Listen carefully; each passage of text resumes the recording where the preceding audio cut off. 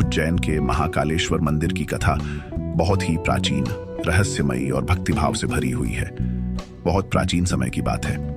अवंतिका नगरी, जिसे आज हम उज्जैन के नाम से जानते हैं, धर्म, तप और शिव भक्ति का महान केंद्र हुआ करती थी। इस पावन नगरी में भगवान शिव को महाकाल रूप में पूजा जाता है, जो समय के भी स्वामी हैं, जिन पर काल का भी कोई प्रभाव नहीं पड़ता। कहा जाता है कि अवंतिका में एक अत्यंत निष्ठावान ब्राह्मण रहते थे, जिनका नाम था श्रृंगारिक। वे प्रतिदिन नियम पूर्वक भगवान शिव की पूजा करते थे।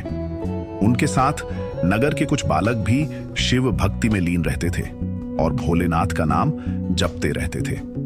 उनकी सच्ची भक्ति से संपूर्ण नगरी शिवमय हो जाती थी। उसी समय दूषण नाम का एक अत्याचारी राक्षस उत्पन्न हुआ।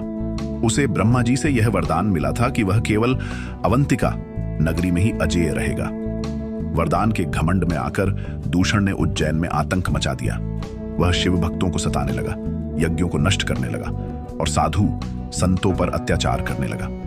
चारों ओर भय और अराजकता फैल गई। दूषण के अत्याचारों से त्रस्त होकर ब्राह्मण, साधु और नगरवासी भगवान शिव की शरण में गए। सभी ने मिलकर करुण पुकार की, हे महाकाल, इस नगरी की रक्षा कीजिए। भक्तों की पुकार सुनकर स्वयं भगवान शिव अत्यंत क्रोधित हुए। उसी क्षण पृथ्वी फटी और उसमें से महाकाल अपने उग्र रूप में प्रकट हुए। उनका स्वरूप भयानक था। जटाओं से अग्नि निकल रही थी, नेत्रों से प्रलय की ज्वाला झलक रही थी। महाकाल ने दूषण का संहार किया और अवंतिका को उसके आतंक से मुक्त कराया। राक्षस का वध करने के बाद भगवान शिव वहीं स्थिर हो गए। भक्तों ने प्रार्थना की कि हे प्रभु, आप सदा यहीं निवास करें और हमारी रक्षा करें। भक्तों की इस विनती को स्वीकार कर भगवान शिव महाकालेश्वर ज्योतिर्लिंग के रूप में वहीं स्थापित हो गए। यही कारण है कि यह ज्योतिर्लिंग स्वयंभू माना जाता है, अर्थात जिसे किसी ने स्थापित नहीं किया, बल्कि जो स्वयं प्रकट हुआ। महाकालेश्वर ज्योतिर्लिंग की एक विशेषता यह भी है कि यह दक्षिण मुखी है।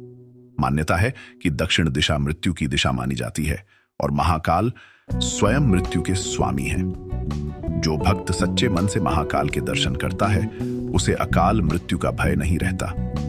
यह भी कहा जाता है कि महाकालेश्वर ही ऐसे ज्योतिर्लिंग हैं जहां भगवान शिव की भस्म आरती होती है। भस्म जीवन की नश्वरता का प्रतीक है और यह हमें याद दिलाती है कि अंततः सब कुछ महाकाल में विलीन हो जाता है। आज भी उज्जैन की धरती पर यह विश्वास गूंजता है कि काल भी महाकाल